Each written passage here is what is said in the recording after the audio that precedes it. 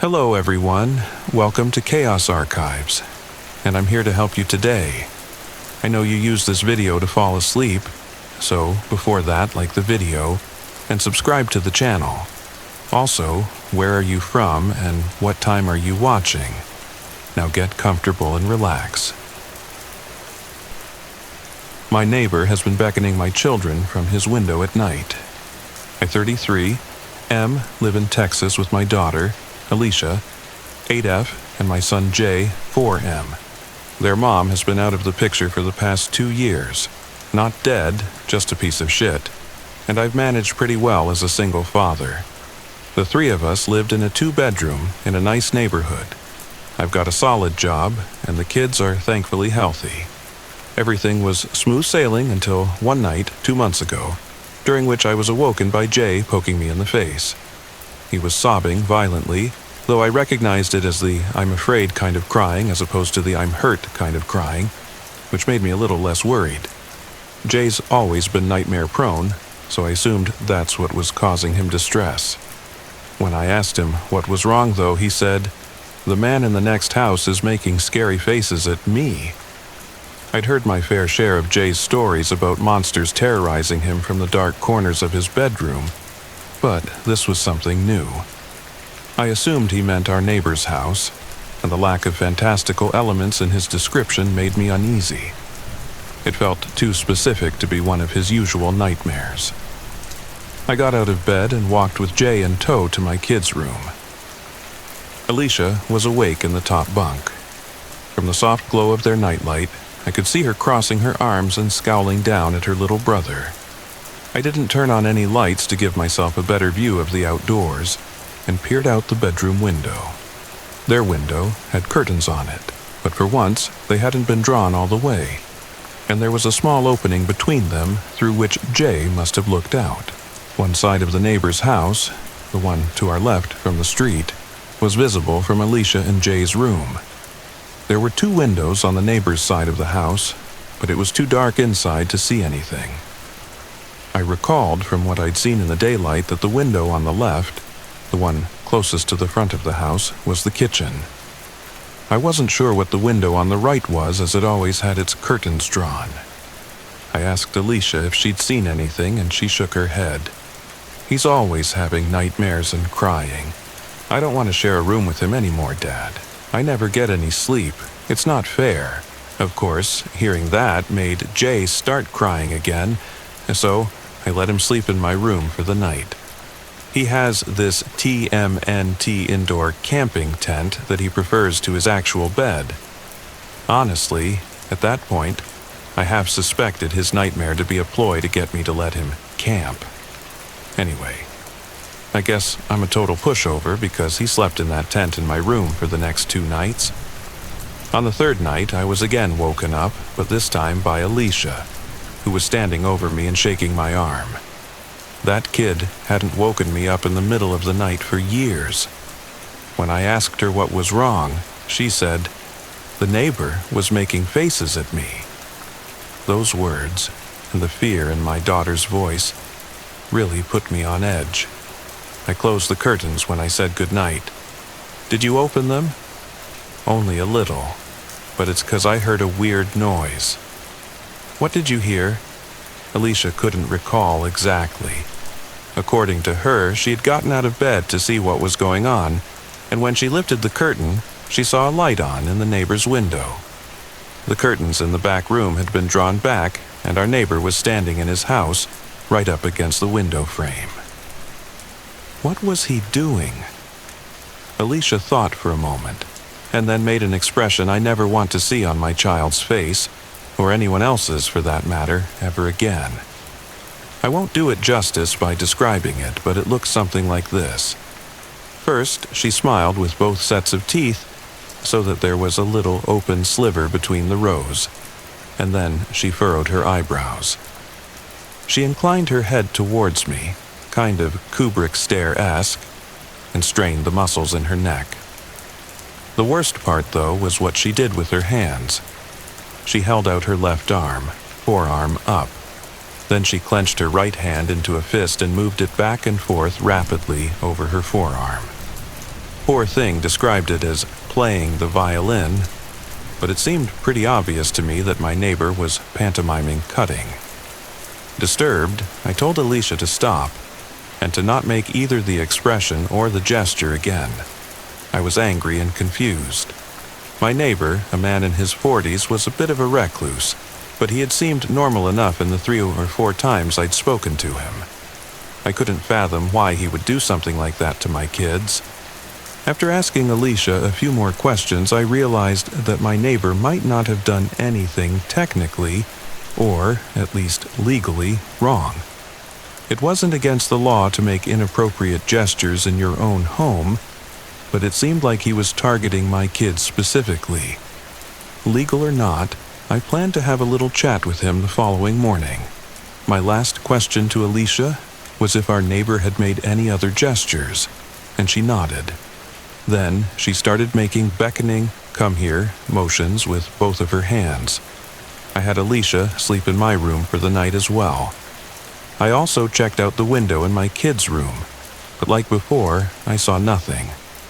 The house was completely dark. The next morning, before work, and after dropping Alicia and Jay off to school, I spent a good 5 minutes knocking on my neighbor's front door. I figured he was home since his car was in the driveway, but he never answered the door. Eventually, I had to leave for work, and as I was walking away, I turned around quickly to see if he was watching me. He was, the coward. I saw him for a split second at the front window before he ducked beneath the sill and out of view. Clearly, the guy had problems. I yelled out to him to stop fucking with us and then left. That same night, I put a plan in motion. While my kids slept in my room, I hung out in theirs. It was a Friday night, and I was ready to pull an all-nighter so that I could catch my neighbor in the act. Although I trusted my kids, I wanted to confirm that there was actually something nefarious going on before I escalated things. I made sure the house was locked up and all the curtains drawn, tucked my kids in, and sat on the floor under the window in their room.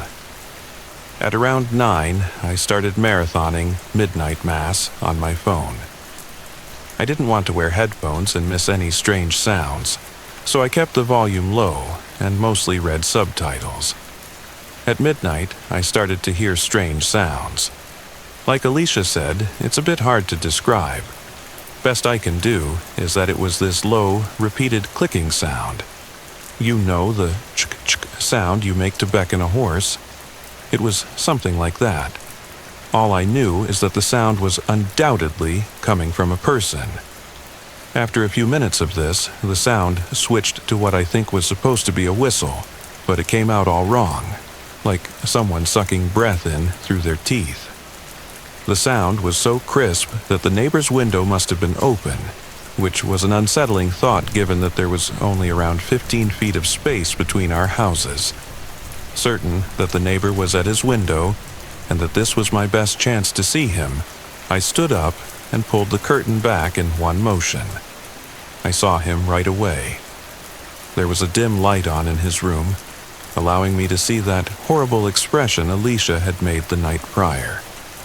It was one thing to see my child's recreation, but it was far more frightening on an adult.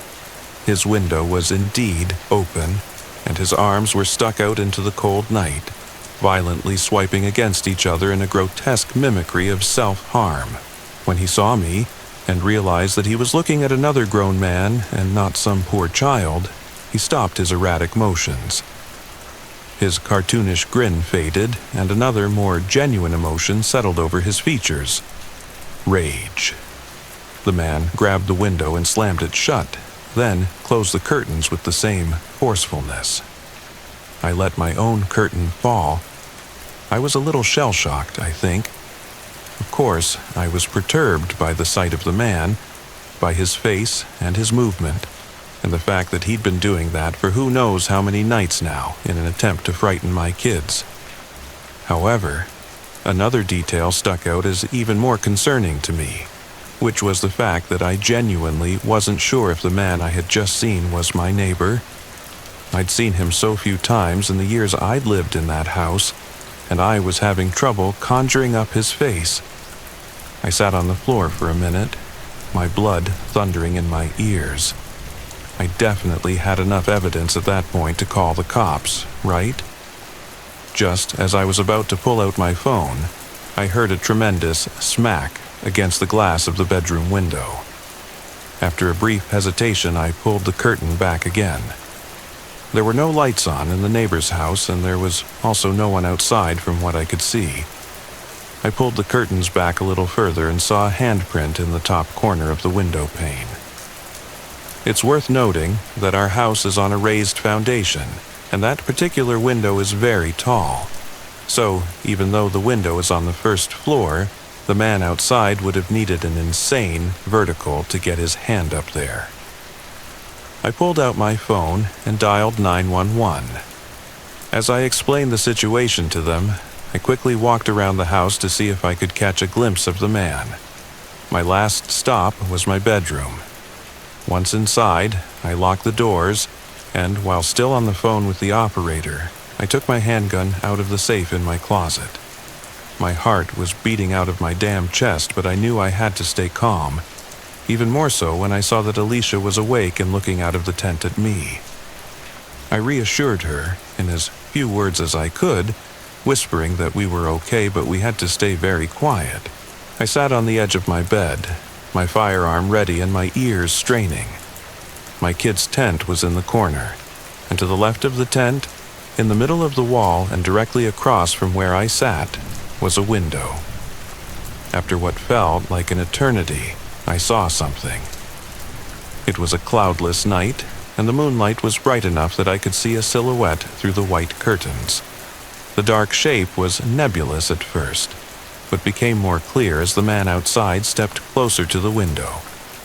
Somehow, he knew which room we were in. The silhouette didn't move for several minutes, and I remember being thankful that, from the angle at which she sat, Alicia couldn't see it. Then, something happened that I couldn't entirely wrap my head around.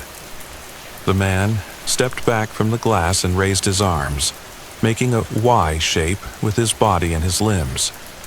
Only, his arms were far too long. They seemed to be double the length that they should have been, each arm about the same length as his entire body. I thought at first that he was holding something, maybe two pipes that just appeared to be an extension of his limbs, but I could clearly see two hands at the ends of the extremities. I could see 5 fingers on each hand, flopping around slightly as the man brought his arms closer to the window. Thud, thud, thud. I stood up and readied myself to shoot, but just then the sounds of sirens pierced the quiet night. The man outside banged his hands against the window one last time, and then it was as if someone had sliced his arms at the elbows. His forearms seemed to shear right off, and the man took off running before they so much as hit the ground. I watched them through the window of Alicia and Jay's room. They knocked on the neighbor's door, and when no one answered, they tried the front door handle. I watched the unlocked door swing open.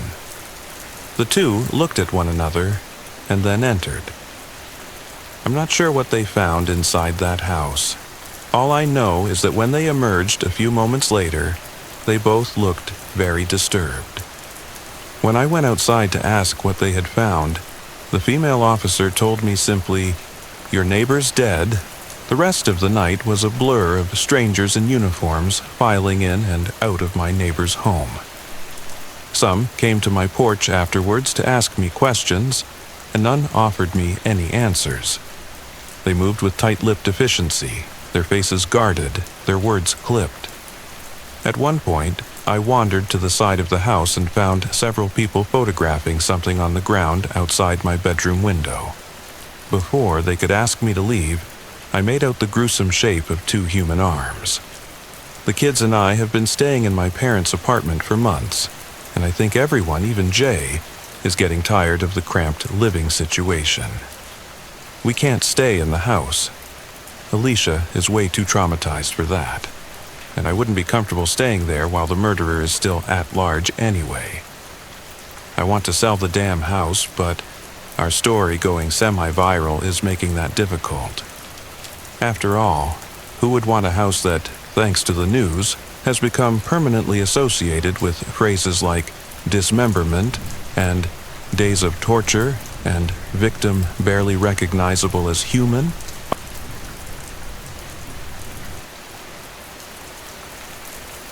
In 2003, when I was 15 years old, my heart stopped for 6 minutes.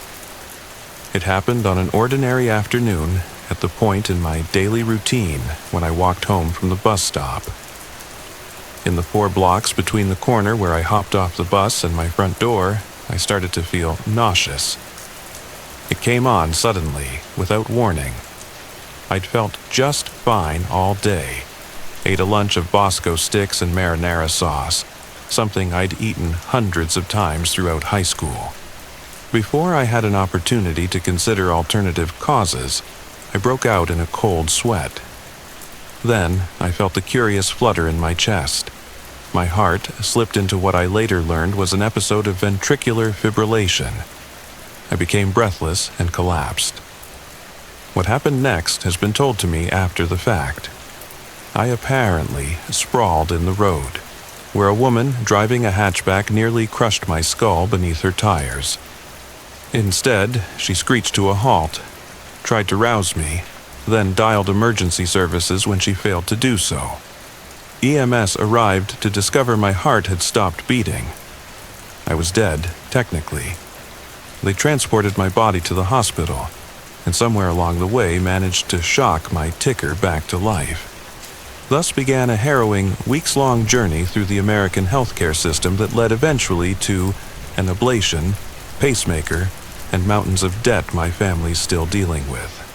But my heart's all right, and thank FK it is, because what I learned that day has taught me never to thank God for anything. Because for those 6 minutes, as my lifeless body traveled across the city accompanied by 2 paramedics working tirelessly to revive me, my soul transcended our world to visit the hereafter. During my visit, I learned things about our universe that I wish I hadn't. Perhaps in sharing my story, I might help our species prepare for what comes after we expire. It began with light, blinding, white, pervasive. It bathed me, calmed me. It was everything they tell you about. Beatific, welcoming, the stuff of spiritual experiences. I had the distinct feeling of ascent, like the light was lifting me skyward. I passed through several sets of gates, which my dizzied consciousness hardly registered. Upon reflection, I don't believe they were physical in any sense, and yet I recall the feeling of admittance, as if they might have prevented me from rising had they remained closed. In any event, I arrived in a place without dimension, a place beyond reality. It only made sense while I occupied it. I don't believe a corporeal being can make sense of the astral plane. Something about its intangible existence defies translation. So, what I came away with were more impressions than images. I was not alone. Several life forces enclosed me upon my arrival. At first, because of my Christian upbringing, I believed them to be angels. In my incorporeal form, I made the spiritually equivalent gesture of opening my arms, anticipating their embrace. Instead, I felt myself shackled by their powers, like a collared dog. Humiliation and terror came over me. These were not the ethereal beings I'd been led to believe await us. These were cruel, unsympathetic overlords by whom I was fettered. Why? I thought, my soul wailing like a petulant child. Something like laughter returned, but it was cold, mocking. Thoughts floated into my consciousness like birds winging in and out of sight.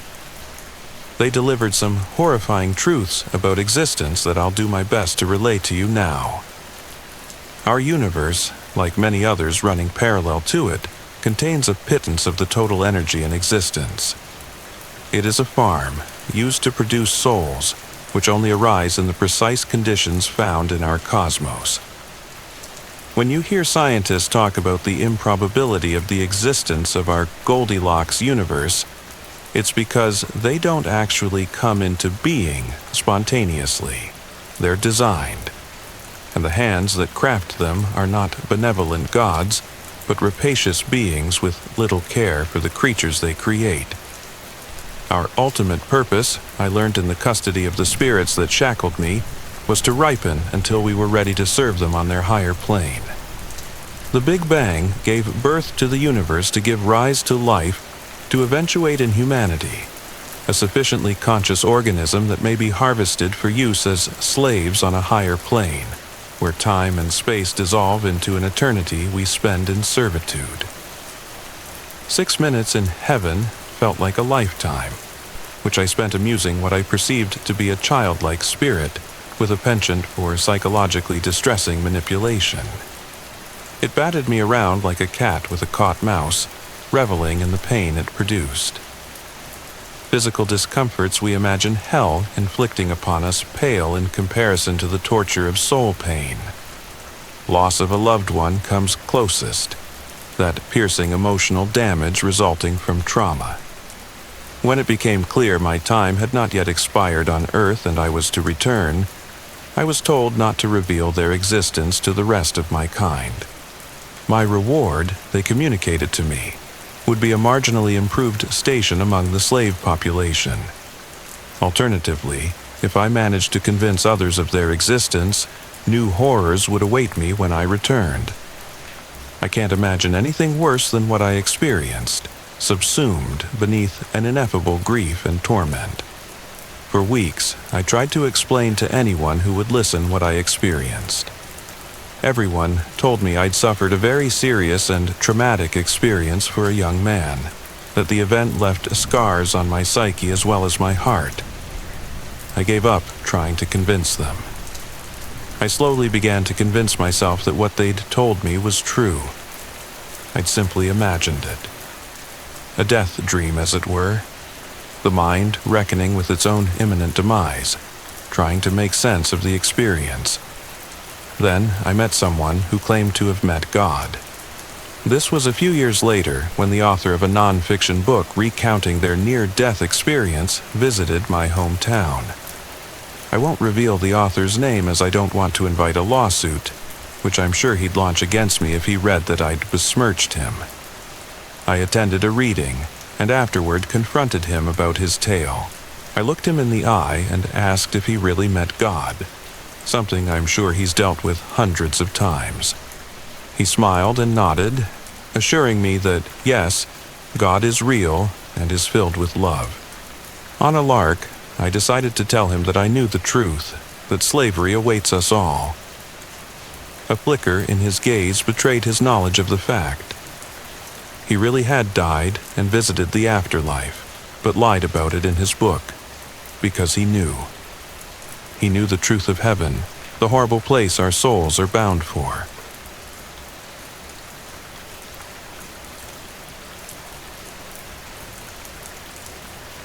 When my sister Lisa died 2 years ago, our family changed forever. We weren't perfect before. Who is? But Lisa's death fractured us. My dad barely speaks anymore, my mom busies herself with every charity event she can find, and I've been stuck, angry, looking for someone to blame. Lisa was the glue that held us together. She was warm, outgoing, always laughing, the kind of person people gravitate to. She loved hiking, photography, and the outdoors. Her death, officially ruled an accident, was almost poetic. She slipped while hiking and fell into a ravine. At least, that's what the police report said. But if that's true, why does it feel like her ghost never left? Lisa's ex-boyfriend, Matt, was never part of our family. He and Lisa dated for about a year before she broke it off. She said he was controlling, obsessive, constantly texting, showing up unannounced, making passive-aggressive comments when she spent time with her friends. I remember her joking about it once, calling him my stage 5 clinger. But it wasn't funny. Not really. After the breakup, Matt didn't take it well. He kept texting her, leaving voicemails, even sending her flowers at work. She brushed it off, said he'd get bored eventually. I thought she was right. Until the funeral. Matt didn't come to the service, thank God. But a week later, he showed up on our doorstep. It was a rainy Thursday. My mom opened the door and there he was, holding a bouquet of lilies, Lisa's favorite. "I just wanted to pay my respects," he said. His voice was soft, his head tilted like he was trying to look vulnerable. My mom, who has never been good at saying no, let him in. Matt sat on our couch, talking about Lisa as if he knew her better than we did. He described her laugh, her smile, the way she always ordered pancakes with extra syrup. My dad stayed silent, his jaw tight. When Matt finally left, I asked my mom why she let him in. "He's grieving too," she said. But I couldn't shake the feeling that Matt wasn't grieving. He was lurking. Over the next few months, Matt kept appearing. He showed up at family barbecues, holiday dinners, even my dad's birthday party. Always uninvited, always with some excuse. "Your mom said it was okay," he'd claim, or, "I thought Lisa would have wanted me here." My parents, blinded by their own grief, let it slide. "He's harmless," my mom said. "He just misses her." But it wasn't harmless, not when he started asking questions. Last Christmas, Matt cornered me in the kitchen. "She was different with me, you know," he said, leaning against the counter. I stiffened. "What's that supposed to mean?" He smiled, that thin, unsettling smile I'd seen so many times. "She told me things she wouldn't tell anyone else." "Like what?" His smile widened, like how she wasn't scared to die. That night, I went through Lisa's journals. She was the type to write everything down, her thoughts, her plans, even little grocery lists. Most of it was normal Lisa stuff. Song lyrics, doodles, random observations. But then I found the entry. "I think Matt's been following me. He won't stop texting, keeps saying he knows something I don't." I'm starting to feel like I can't shake him. I showed it to my mom, expecting her to finally see reason, but she waved it off. "Lisa was dramatic sometimes," she said. "I'm sure it's nothing." A few days later, I saw Matt's car parked down the street. It wasn't the first time. I'd noticed it before, idling near the corner, but I convinced myself it was a coincidence. This time, though, I knew. He wasn't watching our family, he was watching me. Last week was my dad's birthday. Matt showed up, holding a gift he claimed Lisa would have bought, a coffee table book about hiking trails. I couldn't take it anymore. I confronted him outside, away from my parents. "What the hell are you doing here?" I snapped. His smile didn't falter. "Paying my respects," he said. "Lisa broke up with you. She wanted nothing to do with you. Why can't you let her go?" His eyes darkened. "She told you that?" "Yes." He took a step closer, his voice dropping to a whisper. "She told me a lot of things, too, things she didn't tell anyone else." Then he said something I'll never forget. "I was there, you know, on the trail. I felt like the air had been sucked out of my lungs." "What?" He smiled again, a cold, empty thing. "She didn't fall. She looked me in the eyes and asked me to let her go." My stomach churned. "You're lying."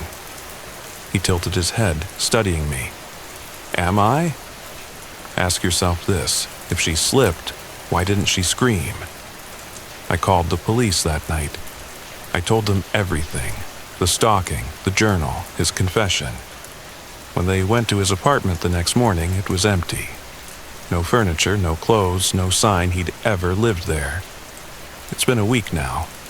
I haven't told my parents what he said. I don't know if they'd believe me.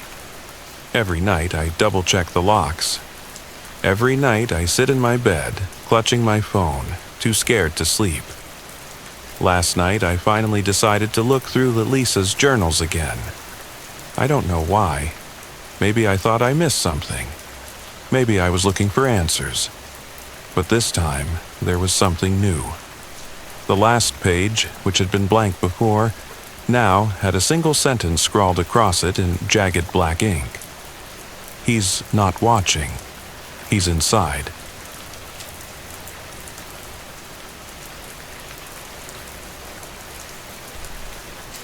A message appeared on every screen in the world. HIDE. I stared with confusion at my phone. The rest of the gang were all in on this Monopoly game. I swear to God, if you get free parking, I will literally kill your stupid face, said Evelyn. Robbie rolled the dice in his hands. Come on, sweet baby Jesus. I just need a 4. He dropped them onto the board. Fuck, he said, probably biffing it like always. I tried to make sense of it. Just a word on my screen, black text on an all-white background. A rather classical-looking font, HIDE. I tapped, rather impatiently, on the expensive black rectangle. The text wouldn't disappear. A J, Evelyn called, like a teacher busting a student. You're fucking addicted. Play board games like a normal human adult. Yeah, sorry. A few more desperate finger pecks at the screen, then I turned to holding the power button down for an extended period. With my free hand, I grabbed the dice, rolled a 3, landed on B&O Railroad. After 2 seconds of thought, nah, fuck railroads, I said. Of course, we weren't animals. If someone didn't want to buy a property, that was fine. No auctions or any of that nonsense. House rules. Back to the phone as Hero, on my left, took the cubes and prepared to drag his sorry little shoe across Go to collect his $200. A minute with the power button didn't do anything. We were entering factory reset territory. I contemplated borrowing Robbie's laptop to Google whatever the fuck this might have been. I felt the apartment rumble, albeit just for a split second, as if we were on the edge of an earthquake. I tensed briefly. The background noise from the TV, no one wants this autoplaying on Netflix, disappeared, following the faint sound of the flicker of static. Ravi was the first to get up. I don't, he said, talking slowly as if not to jinx it. I don't think that was an earthquake. He examined the TV, confused at the outage. He checked the wires. Shouldn't be the breaker. I don't have that much stuff plugged in, do I? I grappled with the sad, likely hacked state of my phone. And that weird word staring me down. Damn, that's fucking weird, I heard Hero say, half laughing. Head lifted. What? I asked, to catch Hero turning his phone to me. His home screen, too, had been replaced by black text atop white. HIDE, Evelyn, as anti-technology as it comes, had properly clocked this reprieve as her time to quickly respond to long, outstanding texts. The fuck, she said. What is this? At my confused look, bordering on scowl, resting scowl face, she flipped her phone around to show me the damage. It was the same on hers. I grew a bit nervous. Ravi, where's your phone? I asked him. I'm sure it's somewhere, he said, still tinkering with the TV. Likely not due to any of his troubleshooting, it flashed back to life. Red power light at the base blinking steadily. A simple message now appeared on the big screen. HIDE? Ravi asked, grabbing the remote and pressing buttons to switch back to Netflix, but nothing was registering. Dude, I said.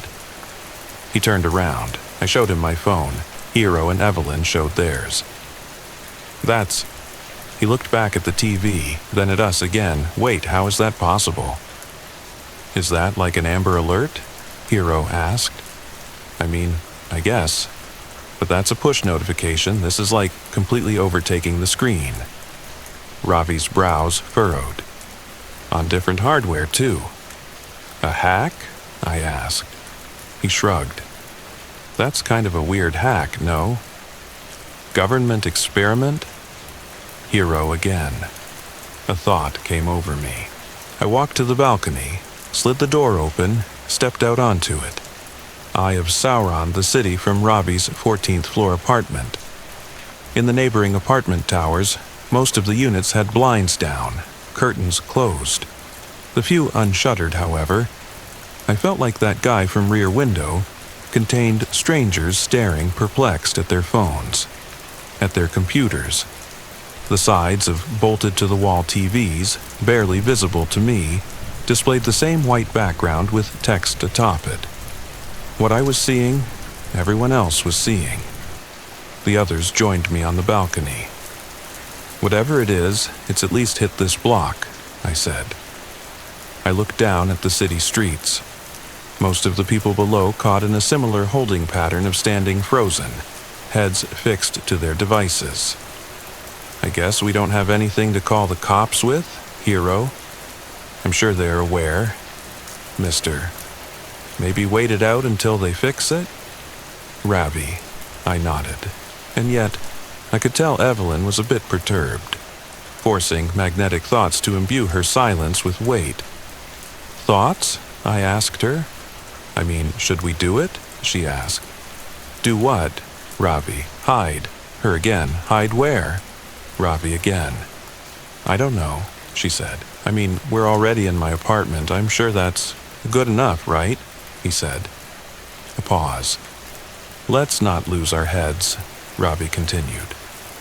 "This is nuts, but it's not like literally hide, right?" Hero clicked his fingers. "What if it's viral marketing, like for a movie?" Hero, with the necessary but unintentional levity. "Hacking our phones so we can't use them?" "I don't know if that's in Lionsgate's purview, man," I said. Then, head turned to Evelyn. "But hide?" The flicker in her eyes more than meant that she'd sided with the light bulb in her head. She returned to the inside and got to exploring Ravi's apartment carefully. "What are you doing?" Ravi asked, trailing. Hero and I followed. "I don't care if I look stupid. It could be a warning. Maybe something is happening," she said. "We're in a box, basically," said Ravi. "We're fine, Ev." "But the fucking thing," she motioned to the TV, then to her own phone, "says hide. Maybe it's that literal." She continued scouting, finally settling on the sliding closet in Ravi's room. The best she could come up with in his 600-square-foot quarters. "I'll do here unless you think there's better." "Evelyn," Ravi stressed. She shuffled in, past hung garments, scooching to the end to make space. "I'm gonna close the door soon, and if you're all really my friends, you'll join me." Awkward silence until Hero chimed first. "I mean, guess it's good to be safe, right?" He went for it, second-guessed for a second, then committed to entering. "You guys get the luxury of laughing at me forever if I'm dumb. Win-win," she called, while Hero wedged in beside her. A compelling argument, certainly. Begrudgingly, I followed, tucking in next under Ravi's dress clothes. There was still room for him inside his own closet. "Fucking hell," he caved, joining last, sliding the door closed to introduce darkness. I went back to my phone. Still that classical font, still that mandate. "How long do we have to stay in here?" Ravi asked. 5 minutes, she said. "Yeesh," he tagged. And then we sat in stillness for a while, distant tick-tick-ticks of the clock in the living room bringing down the blood pressure a tad. It all felt silly, kind of fun. "Remember when we went camping at Sunlight Groves?" Hero asked. "Glamping," Ravi clarified. "Ev thought she saw a bear." Hero laughed. "A bear and its cub." "It was dark, it fucking looked like bears," she said, half laughing herself. I heard noises too. "Bears at Sunlight Groves," he said again. "Saddest patch of trees in America." "Guys, shut up. We're here, so let's commit to the bit. Before the conjuring doll gets us," said Ravi, surprisingly not bitterly. We kept our traps zipped for another minute. Eyes at my phone again. Hide. Nonsensical. All of it, really. but in a way that was starting to sit more and more uncomfortably for me. "What do you think it is?" Hero whispered. I shook my head. Evelyn with the light shrug. Ravi with the deep inhale before speaking. "I mean, obviously sophisticated," he said, voice low. "Like it's obviously something." I waved my phone. "My bank is on this and it's bricked now, basically. I'm fucked." "They'll figure something out," said Ravi. Powerful knocks at his apartment door all of a sudden, thundering. "Hey," a voice called, muffled through the walls. "Ravi, you there?" Evelyn braced. "Who is that?" "A skinwalker, obviously," replied Ravi. "Kidding, my neighbor Monica." Evelyn reached across me and Hero to tug at Ravi's sleeve. "Are you positive?" "Yes, and I should probably get it." "You said 5 minutes," she said. "Yeah, but I'm being a pretty trash neighbor right now," he replied. The knocking persisted. So did the words. I have this weird thing on my phone. Brad has it too. It says, "Hide." TV, same thing. Computer, same thing. I don't know how to reach anyone or what to do. The neighbor trailed on. Ravi blew air out of his nose. "All right, this is stupid. I'm gonna—" "No," said Evelyn. But then all of a sudden, he stopped. We all stopped. I felt something very, very real. No knocking anymore. Or at least, I couldn't hear anything. Not the tick of the clock, nor the soft rustle of us against clothing. It was like the world was holding its breath. Like there was a presence, right outside the closet. Then, the sting of static in my ear before it passed. Whatever it was, the feeling dissipated, the sound returned, and I sneaked a glance at my phone. The word "hide" was gone, and replacing it was my home screen. The silence between the four of us was uncomfortable. "Did you feel that?" Evelyn finally whispered. No one said anything. Ravi outstretched his arm yet again to slide the door open, but his hands were shaking. "You can do it," I whispered. "I think we're good." He steeled himself, looking very much like he was crossing some sort of internal threshold. He pulled the door aside, revealing his room exactly as we'd left it. We took it in. "I'm going to answer Monica," he said, with not a whole lot of vigor to his voice, getting up and creeping out of the room. The rest of us followed, stopping in the living room while he continued to the door. I went to Twitter, searched "hide," and sorted by new. Evelyn, meanwhile, grabbed the remote from the stand and turned the TV, now hideless, on, and maneuvered through the Roku channels. "What are you looking for?" Hero asked. "Just like a live channel, I guess," she replied. "The news?" My scrolling wasn't yielding anything of help or insight, though it was clear, via the confused posts from seemingly around the whole world, that the scope of whatever happened was global. My focus shifted to Ravi, who was standing on the welcome mat, eye pressed against the door's peephole. He hadn't moved in quite some time. "Everything all right, man?" I asked. He didn't reply, just stood there, frozen. I approached slowly. She's... I heard him croak. I reached him, patting him on the shoulders and urging him to detach from the door viewer. He finally did, leaning against the wall at first before slowly sliding to a seat on the floor. I peered into the hallway through the hole. Outside, his neighbor, the one knocking, looked like she'd been skewered, decimated. An explosion of blood in the hallway. What? I felt a buzz on my phone. I pulled it out. Again! Before I could even process, I heard Ravi and Evelyn react. "There's another one. It says again now." I turned to see the foreboding word on the TV. "Fuck. So we should hide again?" Hero called. Much like Ravi, I was shell-shocked. "AJ, what do you think we should do?" he repeated. Evelyn, I said, trying to force the words out of my mouth. You had good instincts the first time. What do you think? How much time do you think we have? She asked. How much time passed between when I first saw the word hide and when we felt that presence in the closet? It might have been 10 minutes. I heard Ravi mutter, almost lifeless. I don't. Then Evelyn interrupted herself. Wait, what did you just see outside? She started approaching the door. I stopped her.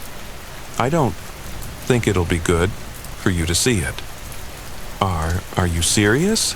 She responded.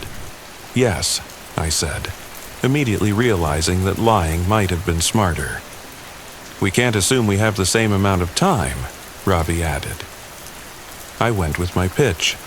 Do we try the same spot? Hero started pacing, thinking, tapping his foot. If we think about it, it said hide, and we hid. Now it's saying again, and obviously that means that whatever happened is gonna happen again. He gave us a look, as if he could see, in our drained expressions, what was waiting on the other side of the door. That's a great recap, man, I said. What I mean, he said, struggling, is that when you'd play, as a kid, if you kept picking the same spot over and over, eventually it'd catch up to you. Are we really trying to apply some sort of logic to this? Ravi mumbled. Evelyn fortified herself. I think he's right. It's nuts, and I can't believe I'm saying this, but we need to operate on gut.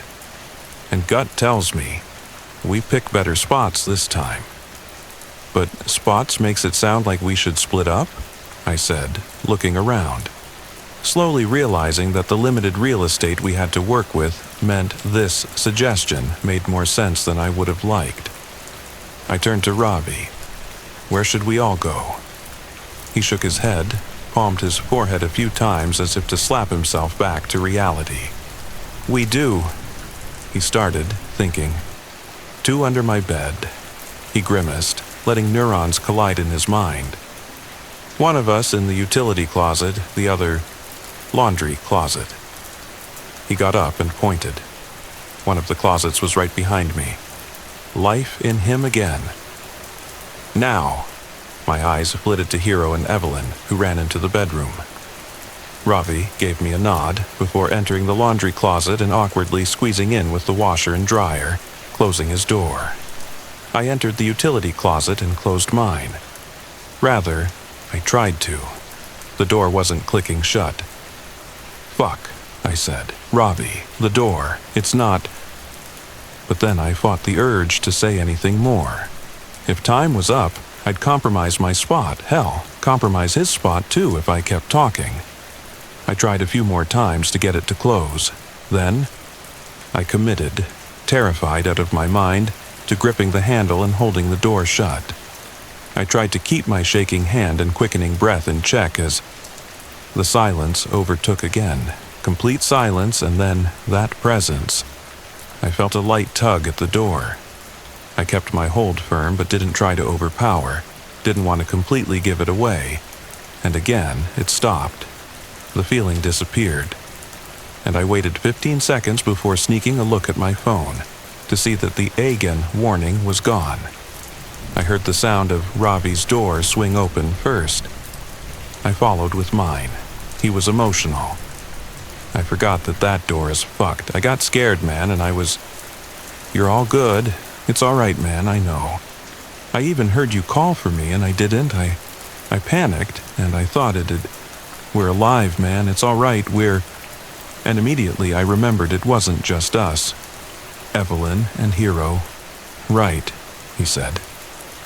We rushed to his bedroom. Nothing at first. The two hadn't emerged yet. For a moment, the horrifying thought that we'd be pulling their corpses out from under the bed rushed past me. Guys, I said, coast is clear. Quick. Silence. For quite some time, before they finally shuffled out in one piece, alive. As they shifted from crawl to bend to standing, I wanted to hold them, hold everyone. For just a second, I felt a newfound appreciation for life and their faces and personalities. Another buzz on my phone. I took a look. Break time? I let out a sigh of relief and showed the message to the others. I guess that's good, Evelyn said. A second to catch our breaths after this fucking craziness. But then what? Ravi asked. Is this just going to continue? We walked into the living room together nervously. We haven't even gotten a single second to wrap our heads around this. Evelyn, again. Something in me didn't seem right. I didn't feel good. Hey, Ev, how'd you know that we should have stayed in the closet for 5 minutes? Hero asked, somewhat pointedly. I clocked minor annoyance in her face at the question. I didn't know anything. It was a guess. But I mean, yeah, you guys were fucking lucky I was here and pushed for it. Because, fuck, were you all being stubborn? Hero wore a strange expression as he looked at her. All right. Sounds like you want to say something more, she said. Why would I? What makes you think I'd... Ravi interrupted Hero by stepping between the two of them. Holy hell, keep your heads on people. But as he said it, and maybe it was just an aberration in my mind, but I couldn't help but feel something significant stir within me. Something really inflame. As if even though his face was straight, he was concealing some sort of inner smile at what was happening. Hero, I think you're focusing your skepticism in the wrong direction, I said. Ravi's expression turned irritated, which all but confirmed it for me. I don't know if you want to be mad at the person that saved us the first time, I said, trying to make a point by motioning to Evelyn, but as I looked at her, something felt wrong there too. I contained it. Or rather, the person who wanted to open the closet door. And then, something even more obvious hit me. Wait, Ravi, you tried to kill me. And all of a sudden, I was glaring at him, my temper rising by metric tons every second as if it was all starting to make sense. Evelyn and Hero joined me. Ravi looked incredulous.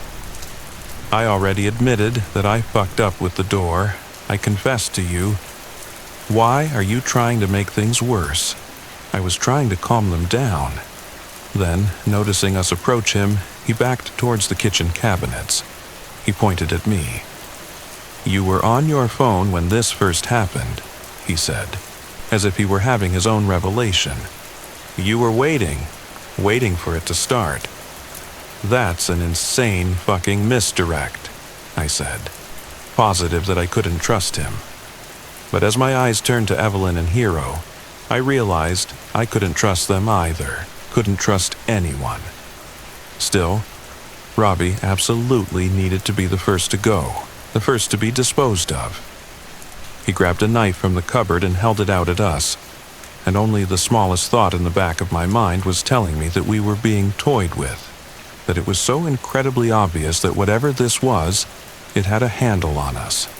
But unfortunately, that understanding was academic for me at best, as I kept finding string after string of thoughts and emotions connecting. Everything adding up, the logic sound, my emotions inflamed. Break time, Evelyn said. It's breaking us. Of course, she would know that, though, if she were in on it. We all looked at her. I watched for sudden movements from any of these traitors, these bastards. Even a millimeter shift wouldn't get past me. It's overriding us. It's flooding us with anger that isn't ours, and real as it feels. She faced her phone at us, beckoning us to read it clearly. Break time. We can't fall to it. And that small grounded part of me took over, even though I was sure with everything in my soul that she, Ravi, and Hero were the source of everything that was happening. Ravi's grip on the knife tightened as he and the rest of us remained in the bizarre equilibrium of our Orway standoff. It's all of you, I thought to myself, before I felt a lightness overtake me, like an insatiable hunger fading, or extreme fear dissipating when you realize that noise in the other room wasn't a person but rather something knocking over. My feelings of unrest and paranoia were gone. My phone screen, once again, returned to its default background. It was hard to describe how I felt now. Lucidity, shame. I looked at Robbie sadly. His head hung low as he put the knife back in its place. Hero turned to Evelyn first. "I'm sorry," he said, then to Robbie. "Sorry. Sorry, guys. Robbie, I'm sorry." "Mister, you're welcome, assholes." "Evelyn, we deserved that." "That was fucking insane," Robbie said. "Like a fucked up roller coaster ride," said Evelyn. That wasn't totally me," Hero said. "Like, something was in me, and it's okay, man." I was getting tired of saying it. And certainly, I, out of everyone, didn't deserve to impart forgiveness anyway, after where my own head was at only 30 seconds ago. "We need to, write something down. Like we are susceptible. Don't forget," started Robbie. "We just need to remember to keep your heads on," I interrupted. "Remember," but I think the fear that again would pop up on our phones drove him to start rummaging for some paper, start scribbling some words on it, while the rest of us tried to soak in the reprieve of nothing happening. Every half second a luxury. I wanted to say sorry another 20 or so times, something I was sure wasn't a feeling unique to me. "I feel like I'm losing myself," I said. It felt like I was in a dream at this point. "Yeah," said Robbie. "Yeah, we're," Hero said, looking at us carefully, "probably all gonna die. Should we, say our words, I guess?" Don't talk like that," said Evelyn. "How many people do you think are dead?" Hero asked. I went to the TV, temporarily free, yet again, from 1 or 2 word mandates, turned it on, toggled through the home page until I found the live stream of a soccer game, one fixed camera angle. Everyone in the stadium torn apart, players on the field within frame eviscerated. I returned to the home page, navigating in an attempt to find a different live program. I clicked on what appeared to be a news channel I hadn't heard of before. The sight of an empty desk appeared. Wires leading under the desk made me think that perhaps the anchor was hiding under it. "We are trying to report," he said, knowing that the signal is going to cut out. "I've survived so far, survived whatever exactly this might be, but the carnage from footage I've seen is extensive. I strongly recommend..." The broadcast was interrupted by the new word, "seek," again in classical lettering. And the screen cracked, then shattered with a loud pop, sending bits of glass onto the floor. As did the screen on my phone that I'd placed on the coffee table. As did the phones in Evelyn and Hero's hands too, reactively dropped on the floor by the pair. A weak bounce before settling. I panicked. "Seek, seek," I said desperately, trying to jolt my brain to the task. "Maybe something out of place?" Evelyn said. "What if we have to find what's killing everyone?" said Hero. I started, but I couldn't even muster up a close to the sentence. I ran to the balcony, outside, to see if there was something obvious to look for, in the sky, in the city. What I spotted on the neighboring high-rises was blood-stained curtains, unrecognizable bodies where blinds were lifted, and, as my eyes darted from spot to spot, a LED. A small TV in one of the apartments. The screen looked unbroken. A word on it I couldn't make out. 5 letters was the best I could do. "It's the screens," I said. "We need to find a screen that still works." I ran back into the living room. "Does anyone have binoculars?" They all looked at me. "Why the fuck would anyone have binoculars?" Robbie asked. There's a screen, I think, in one of the other apartment buildings. It's working, there's a word, but I can't see it. We need to find another one, I don't know. I ran into Robbie's office, computer screen broken. Fuck. Grabbed his laptop, shattered. Nope. I nervously tapped my chest with the fingertips of both of my hands, while the rest desperately searched for something viable too. Did I have to run to the other apartment? Would there even be enough time? How would I even get in? And then, like a bolt of the blue, it hit me. "Ravi, where's your phone?" His voice was a little confused. "I don't know, man. I lose it all the time." "Find it. You really think that's it?" "We're looking for a functioning screen. It's the only one we haven't ruled out yet." I turned to Hero next. "Check out the other apartments on this floor. See if any of the doors are unlocked. If they are, go inside. Check everything. Phones, laptops, TVs, doesn't matter. See if there's a message intact on any of them." "On it," he said, rushing to the door, opening it, freaking out at the body in front of it, nearly tripping, then composing himself and rushing into the hallway as the door closed behind him. We tore apart Ravi's apartment next. Couch cushions. "Where do you usually lose it?" I asked. My head peeked under the bed, peeked into counters alongside Evelyn, desperately. "I don't, man," he answered. "It's stupid, but sometimes I literally just chuck it across the room." Helpful. Supremely helpful. In the bathroom, I looked in the medicine cabinet. Then, back into his room, to his closet, checking the pockets of all of his pants. I started to feel the inevitable looming. This was the one that was going to kill us, wasn't it? "Love you guys," I heard Evelyn say, almost under her breath, like she could feel it too. No tangible ticker counting down, but a feeling in my chest. A train closing in, with us tied to the tracks. Ravi running to the TV stand, looking behind, then under books, under shelves. And I was back in the living room again, sure there was nothing left. My eyes lowering to the painful game we'd started our deadly evening with, Monopoly. Specifically, to the messy pile of 50s, 20s, and 10s on Ravi's side of the board. I knew his etiquette for swapping some of them out for hundreds was quite poor. The cash stacked high, which made sense. He was crushing all game. And yet, I crouched and did an even more aggressive sweep of the spot that we'd started our desperate search at, to discover his preserved Samsung Galaxy A35 underneath the fake money, with a new word to greet me: smile. And it really did feel like time was up this time. "I found it, you have to smile," I screamed like a goddamn auctioneer. Evelyn turned first from her spot in the kitchen. "What?" I ripped the phone from the ground and held up the message to her. "Smile." She mirrored my uncomfortable expression, all teeth, feigned happiness, as did Ravi as he bolted out of the room before even seeing the message on the phone or my intense eyes.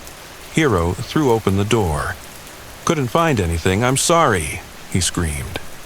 He saw our wide, smiling faces, and our eyes screaming at him to get the hint as I tried to mouth the word while keeping my pose. But instead it sounded like smuh. And yet, despite the confusing sight, with the luckiest stroke in the world, he copied and showed me those pearly whites. I retained my beaming smile, feeling a tear of fear travel down my cheek, my eyes glued to Ravi's phone in my hand, hoping and praying that we wouldn't all get torn apart. And the word disappeared. I showed the group the proof, and one by one our cheery expressions dropped to our default nervous frowns. Resting scowl face restored. A collective exhale. "I can't fucking do this," said Ravi. "I know," Evelyn added. And unlike some of the gaps we'd been afforded in the past, I already spotted a new message on the single, remaining functional phone left in my right hand. Point to sacrifice. I could feel the group's eyes on me. I couldn't hide the misery. "What?" Ravi asked. "Point to sacrifice," I said, barely legible. "A J?" Evelyn asked. I tilted the phone so they could read it. I couldn't say the words any louder. My body wouldn't let me. Underneath the words, a timer had been running. One that was already down to 145, 144, 143 by the time I flashed them the phone. And yet still, all of us needed more seconds to let it settle. I felt defeated, truly, this time. "All right," said Ravi, cutting through the holding pattern. "So what? We talk it through with the time we have left. Maybe we all agree on someone to point at. I mean, hey, fuck knows what I have to live for." Hero next. I, my family, mom, dad, siblings. I wasn't even thinking of them this whole time. They're all probably dead, Yeah, I interrupted, his words hitting me immediately and curbing any remaining social etiquette I had left. Everyone I had ever known was likely gone. Wow. Evelyn smiled at us softly. "I just have you guys now," she said. "So, yeah, fuck this," she said, immediately pointing to herself, almost causing me to die right there in fear she'd be torn apart immediately. But the counter was still ticking down. "I flipped the board on this bullshit," she said, without wavering. 1 to 12, 1 to 11, 1 to 10. Hero pointed to himself. "Fuck it, yeah. You know what, I flipped the board too," he said. I looked at him, almost nervously, exasperated. "Really, after all that, guys? 107, 106, 105. "If there is a hell," Ravi said. "Unlikely, but what the fuck? Maybe we dodged that bullet." He curled his index finger back towards himself. "Flip the fucking board." I just looked at them. It was strange to feel a deluge of selfish thoughts flood into me all at once. 0, 40, 0, 39, 0, 38. "All right," I said, copying my peers. "Let's do it." I pointed at myself too, like we were all playing Simon Says or something. 033, 032, 031. I took an appreciative look at my old friends. The longest-standing friends I'd ever had in my stupid life. And then, at the Monopoly board we were playing on. It really was quite an awful game. I wasn't sure why we'd always subject ourselves to it. 027, 026. I saw the pile of money on free parking.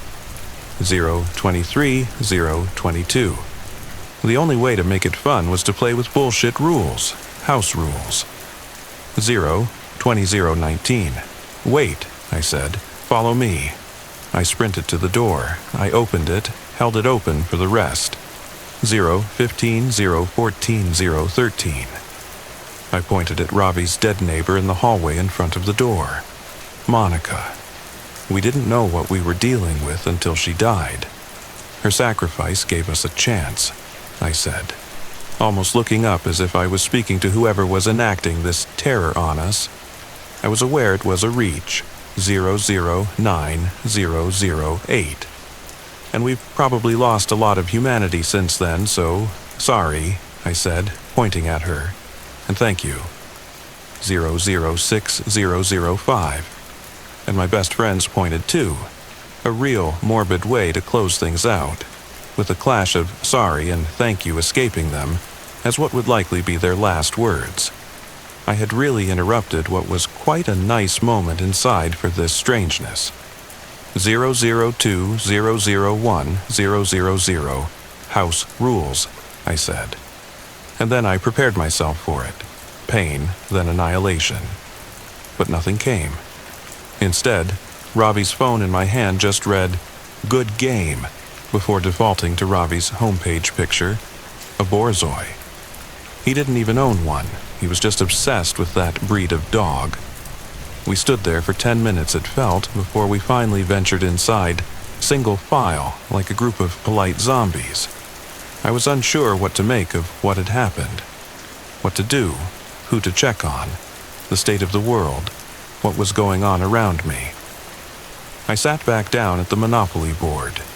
The others, in an almost Manchurian candidate sort of way, took their spots too. "I think it was my turn," I said, slowly. I grabbed the dice. I rolled. It was a 10.